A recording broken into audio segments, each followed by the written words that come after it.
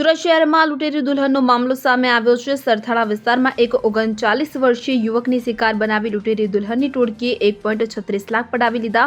જોકે ભોગ બનનારે સરથાણા પોલીસ મથકમાં ફરિયાદ નોંધાવતા પોલીસે લૂંટેરી દુલ્હનની ટોળકીના 3 સભ્યોને ઝડપી પાડી કાયદેસરની કાર્યવાહી હાથ ધરી છે। આ મામલામાં સરથાણા પોલીસ પાસેથી મળતી માહિતી પ્રમાણે શહેરના યોગી ચોક વિસ્તારમાં એક 39 વર્ષીય યુવકને પહેલી પત્ની સાથે ન બનતું હોવાથી છૂટાછેડા થઈ ગયા છે કે જે બાદ યુવક પોતાના 15 વર્ષના દીકરાને અન્ય પરિવારના સભ્યો સાથે રહી જીવન પસાર કરી રહ્યો હતો। આ દરમિયાન દીકરો નાનો હોવાથી ફરી વખત લગ્ન કરવાની ઈચ્છા થતા પરિવારના સભ્યોને વાત કરી હતી। આ દરમિયાન ગત 6 જૂન 2024ના રોજ યુવકના નાના ભાઈના પત્નીએ તેમને વોટ્સએપમાં એક 22 વર્ષીય યુવતીનો ફોટો મોકલ્યો અને લગ્ન માટે વાત ચલાવવાનું પૂછતા યુવકે હા પાડતા ગત 6 જૂનના રોજ વિપુલ ડોબરિયા, જ્યોતિબેન અને જે યુવતીનો ફોટો મોબાઈલમાં આવ્યો હતો સંજના નામની યુવતી યુવકના ઘરે આવ્યા બાદ યુવક યુવતી બંને લગ્ન માટે હા પાડતા 1 લાખ રૂપિયા જ્યોતિબેનને આપવાના છે અને 20,000 રૂપિયા બીજાને આપવાનું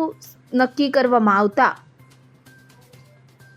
લગ્નની ખરીદી શરૂ કરી હતી અને આ દરમિયાન ચાંદીના સાંકડા અને સોનાનો દોરો કપડાની ખરીદી કરી ગત 13 જૂનના રોજ તાપી કિનારે આવેલા શંકર ભગવાનના મંદિરે પરિવારજનોની હાજરીમાં લગ્ન કર્યા બાદમાં લગ્નની વિધિ પૂર્ણ કરી લગ્નનું પ્રમાણપત્ર બનાવવાનો હેતુ વકીલી ઓફિસ ગયા હતા કે જ્યાં લખાણ કરી વરાછા ઝોન ઓફિસ ગયા ત્યાં સંજનાએ ઓરિજિનલ ડોક્યુમેન્ટ સાથે નવી કે જેથી ઘરે પરત આવી ગયા હતા કે જે બાદ યુવકે વાત થાય મુજબ 1.25 લાખ રૂપિયા વિપુલભાઈ ડોબરિયાને રોકડા આપ્યા। ત્યાં 16 જૂનના રોજ પરણિત યુવકની દાદીની તબિયત સારી ન હોવાથી અંતર પૂછવા જવાના બહાને ફરાર થઈ ગઈ હતી। ત્યારે યુવકને પોતાની સાથે ઠગાઈ થઈ હોવાનું માલુમ પડતા સરથાણા પોલીસ મથકમાં ફરિયાદ આપી હતી અને જે ફરિયાદના આધારે સરથાણા પોલીસે તપાસ હાથ ધરી હતી। લૂંટેરી દુલ્હન અને તેના સાગરીતોની ધરપકડ કરી પોલીસે વિપુલભાઈ મોહનભાઈ ડોબરિયા, રૂપાલીબેન ઉર્ફે સંજના, વિકી ભગવાનભાઈ નાગમલ અને જ્યોતિબેન સંજયભાઈ મોરેને ઝડપી પાડ્યા હતા।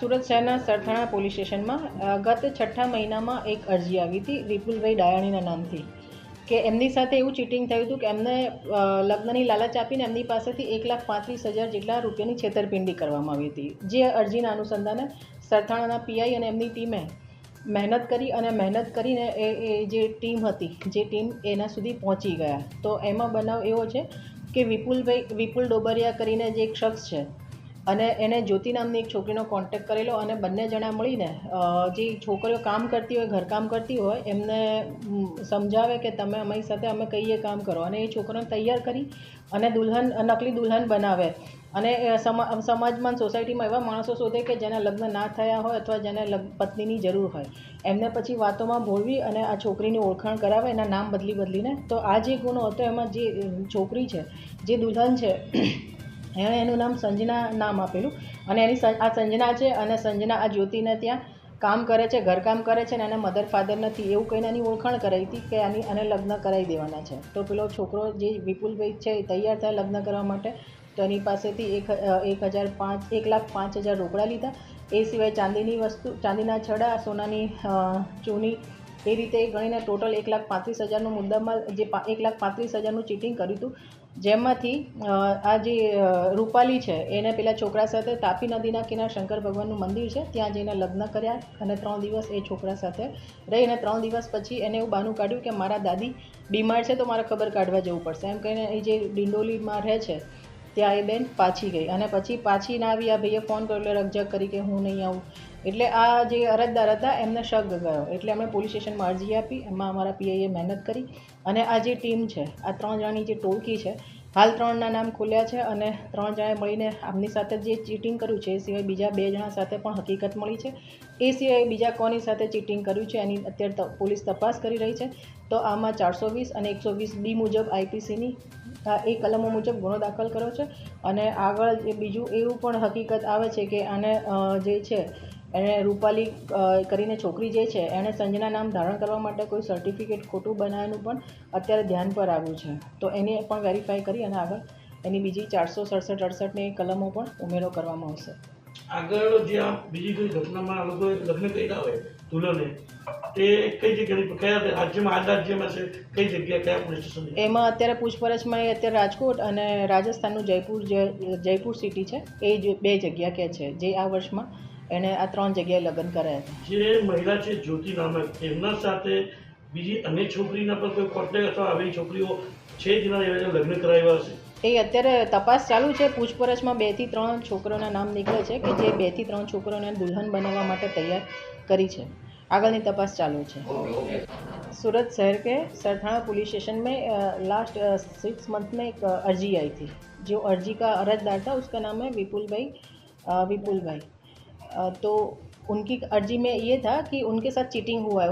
उनके साथ पैसे लेके उन्होंने पैसे देके जिस लड़की से शादी की थी वो लड़की शादी के 3 दिन बाद घर छोड़ के चली गई है और अब वापस आने का नाम नहीं ले रही. तो उसने सरथाना पुलिस स्टेशन में अर्जी करी. तो सरथाना पीए और उनकी टीम ने उसके पीछे काफ़ी मेहनत की और आज उन्होंने वो गैंग पकड़ ली है जिसमें अभी 3 लोग मिले हैं. जो उसमें एक लड़का है जो विपुल डोबरिया करके है, जो दलाल का भी काम करता है और दूल्हे भी वो ढूंढता है. और दूसरी लड़की का नाम उसने अभी अपना ज्योति बताया. वो लड़कियाँ ढूंढती थी.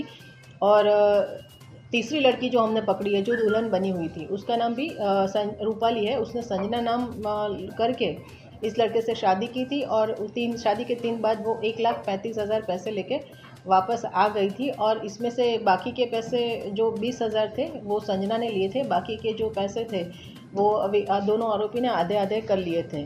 तो इन लोगों ने दूसरे 2 लोगों से और शादी की है पैसे लेके. उसमें एक राजकोट सिटी है और एक राजस्थान का जयपुर है, जहाँ दोनों जगह पे उन्होंने शादी की है. और अभी तपास चल रही है कि दूसरे कितने लोगों के साथ उन्होंने चीटिंग की है. तो अभी उनके खिलाफ आईपीसी की 420 और 120 का भी गुना दाखिल है. और लड़की ने जो रूपाली नाम रखा है तो उसके लिए उसने कुछ डॉक्यूमेंट में भी छेड़छाड़ की है. तो वो वेरीफाई कर रहे हैं. उसके बाद हम आगे कलम का भी उमेरा करेंगे. નરેશ સિમરન સાથે CN24 ન્યૂઝ સુરત.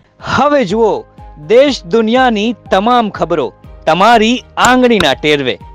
ઉઠાવો મોબાઈલ અને ગૂગલ પ્લે સ્ટોર પરથી ડાઉનલોડ કરો અમારી CN24 ન્યૂઝ મોબાઈલ એપ.